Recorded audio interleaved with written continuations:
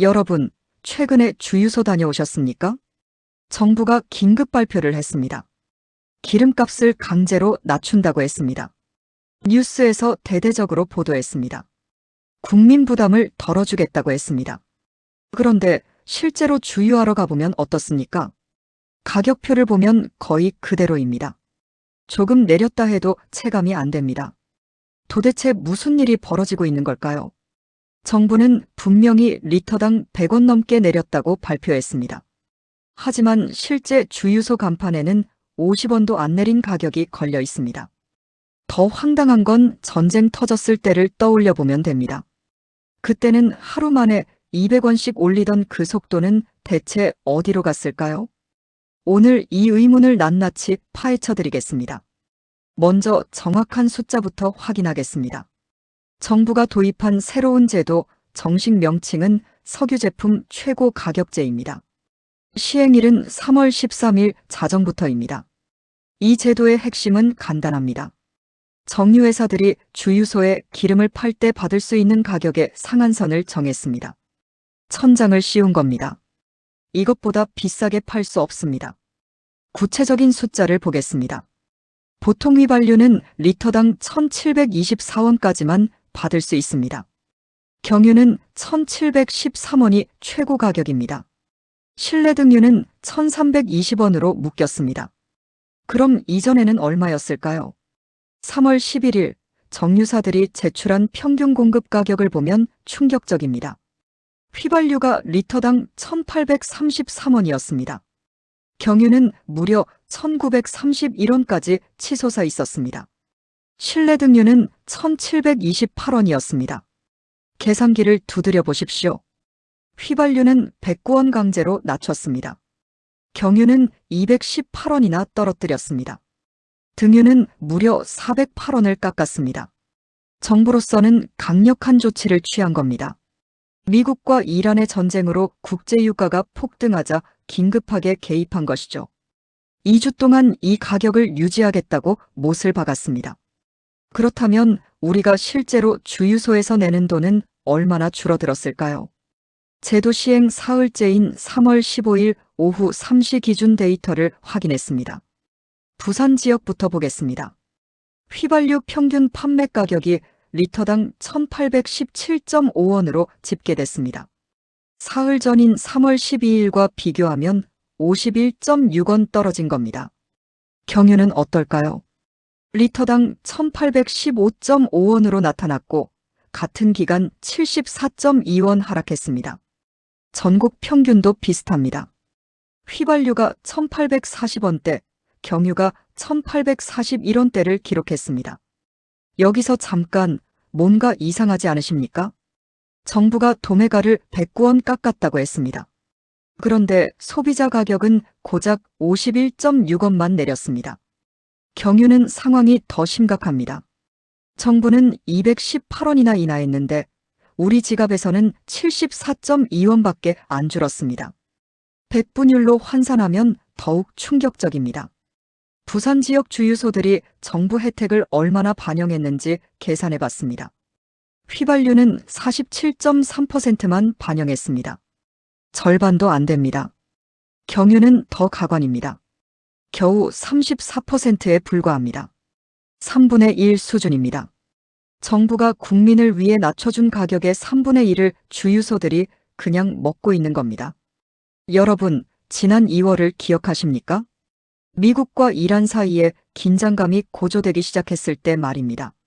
전쟁 가능성이 언급되자마자 어떤 일이 벌어졌습니까?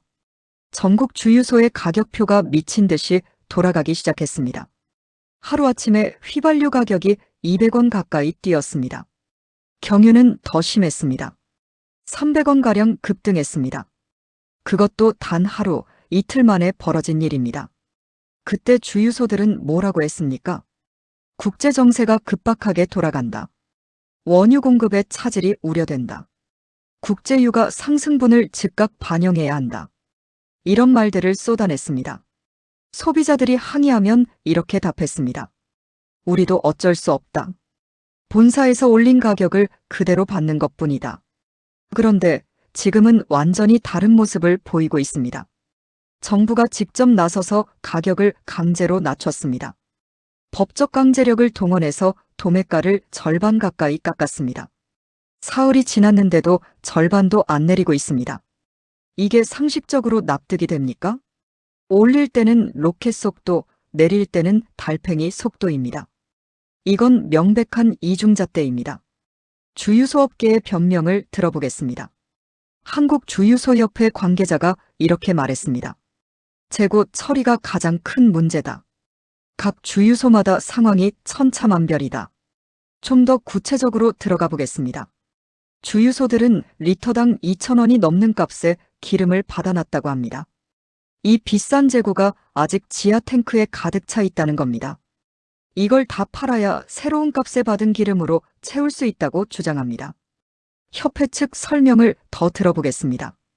판매량이 많은 주유소는 하루에 한두 번씩 유조차가 옵니다. 이런 곳은 빠르게 재고가 회전됩니다. 하지만 한산한 주유소는 다릅니다. 한 달에 한 번, 심지어 두 달에 한 번 기름을 받는 곳도 있습니다. 일견 그럴듯해 보이는 논리입니다. 재고가 남아있는데 손해보면서 팔 수는 없다는 겁니다. 하지만 여기에는 치명적인 모순이 숨어 있습니다. 전쟁이 터졌을 때를 다시 떠올려 보십시오. 그때도 재고가 있었습니다. 싼값에 사놓은 기름이 지하 탱크에 가득했습니다. 그런데 어떻게 했습니까? 재고가 남아있어도 무조건 가격을 올렸습니다. 심지어 유조차가 주유소에 도착하기도 전에 간판부터 바꿨습니다. 내일 비싼 기름이 온다는 이유로 오늘 당장 가격을 올렸습니다. 그땐 왜 재고 얘기를 안 했습니까? 결국 이건 핑계입니다. 올릴 때는 편리하고 내릴 때는 불편한 핑계입니다. 흥미로운 현상이 관찰되고 있습니다. 주유소 종류에 따라서 완전히 상반된 모습을 보이고 있습니다. 먼저 대기업 직영 주유소들을 보겠습니다. SK에너지, GS칼텍스, 현대오일뱅크, S오일. 이런 정유사들이 직접 운영하는 주유소 말입니다. 여기는 상대적으로 빠르게 가격을 내리고 있습니다. 정부 정책에 민감하게 반응하는 겁니다.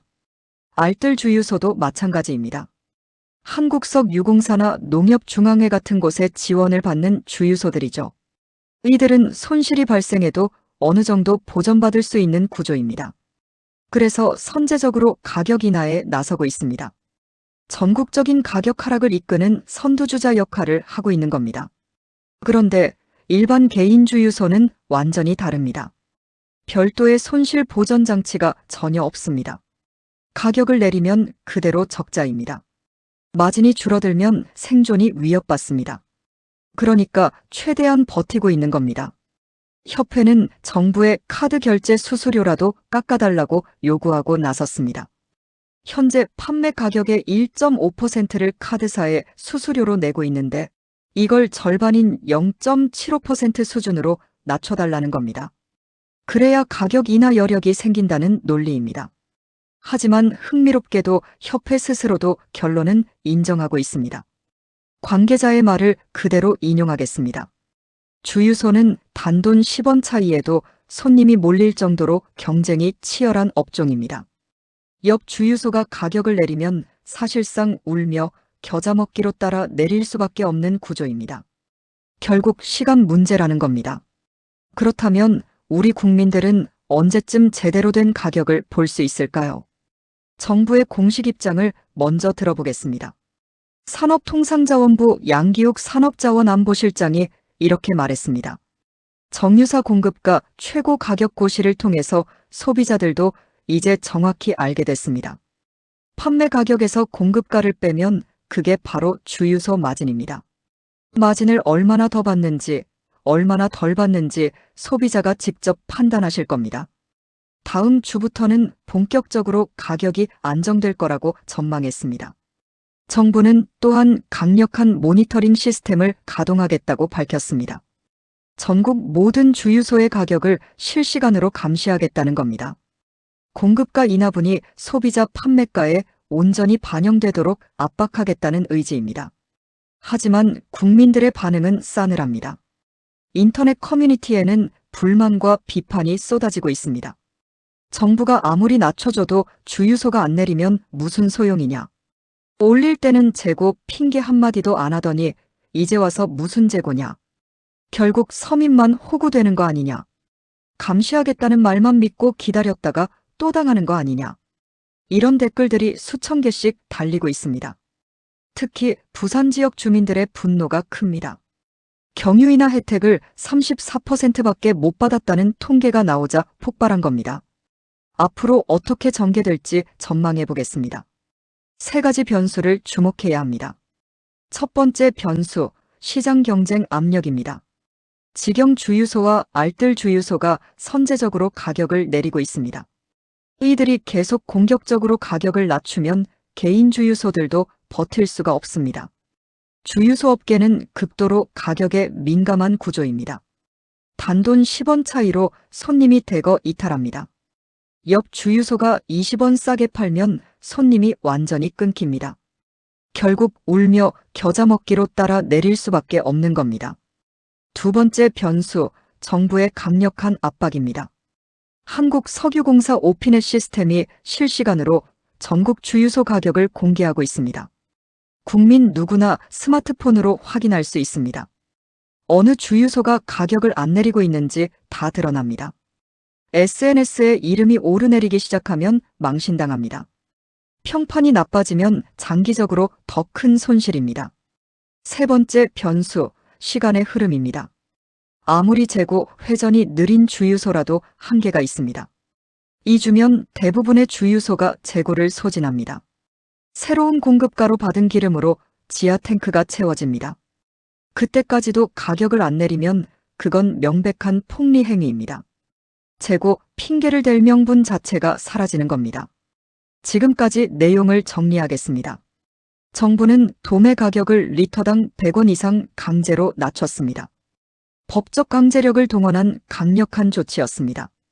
하지만 주유소들은 그 절반도 채 안 되는 금액만 소비자 가격에 반영했습니다. 올릴 때는 번개같이 빠르고 내릴 때는 달팽이처럼 느립니다. 이것이 대한민국 주유소 업계의 고질적인 행태입니다. 재고 소진 문제라는 핑계는 설득력이 없습니다. 가격을 올릴 때는 그런 논리를 전혀 적용하지 않았으니까요. 이중잣대, 기회주의적 행태라는 비판을 피할 수 없습니다. 결국 해법은 두 가지입니다. 시장 경쟁과 정부 감시, 이 두 가지가 맞물려 돌아가야 합니다. 소비자 여러분이 직접 할 수 있는 일도 있습니다. 한국석유공사 오피넷 앱을 설치하십시오. 실시간으로 전국 주유소 가격을 비교할 수 있습니다. 가장 저렴한 곳을 찾아서 주유하십시오. 그게 바로 가장 강력한 압박 수단입니다. 비싼 주유소는 손님이 끊기면서 자연스럽게 도태될 겁니다. 과연 정부 말대로 다음 주부터 가격이 정상화될까요? 주유소들이 정말로 가격을 제대로 내릴까요? 아니면 또다시 국민만 호구가 되는 걸까요? 여러분의 생각은 어떠신지 댓글로 남겨주십시오.